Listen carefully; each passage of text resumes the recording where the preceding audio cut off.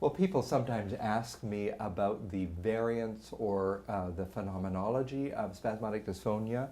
And so let me just run through very quickly some of the things that you hear in the voice of a person with SD.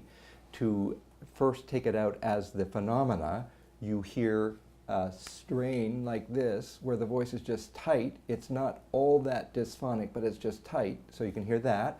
You can hear what I call squeeze downs, where the voice doesn't stop, but it just strains and squeezes down like that. You can hear a fairly constant vocal fry kind of quality like that. Or sometimes you can hear an emotional quality that the pitch sort of goes up and a person almost sounds like they're going to cry, and they're often asked if they're okay when they have that kind of a voice. Then, of course, you have the abductory spasms, which are just a drop out. It just drops away to nothing. And so if I put them together in a voice, let me do a sort of classic AD, might have some strain, some squeeze downs, and some phonatory arrests. So it might be, long ago, people found that it was easier to travel on water than on land. They needed a cleared path or road, like that.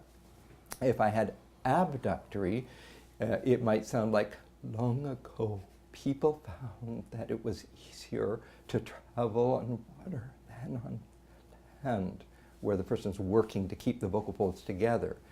Now, some variants, what I call tonic variant AD, might sound like either, long ago, people found that it was easier to travel on water than on land. No phonatory arrests, but there's just this constant strain. Or it could be, long ago, people found that it was easier to travel on water than on land. A strain that's got more gravel in it, or that cry variant where it's, long ago, people found that it was easier to travel. Abductory, I kind of did, but long ago, people found, like that, dropping away to whisper. There is a tonic variant of abductory where it's more of a whispery voice. There's a little instability, but you're not hearing the dropouts as much. So there's a variant of that. And then there's the whole issue of tremor. So there are people who have, in addition to their spasms, they have this wavering. And to listen to tremor by itself, it sounds like, it's like a singer's vibrato that's wide and a little bit out of control. And if you put that with AD, you'd hear something like, long ago, people found that it was easier to travel on water than on land. So you're hearing the wavering in addition to the catching and the grabbing.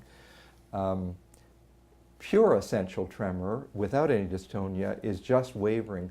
Long ago, people found that it was easier to travel on water than on land. So you're not hearing any stopping or grabbing or squeezing, but just the wavering. That's a basic gallery of the variants.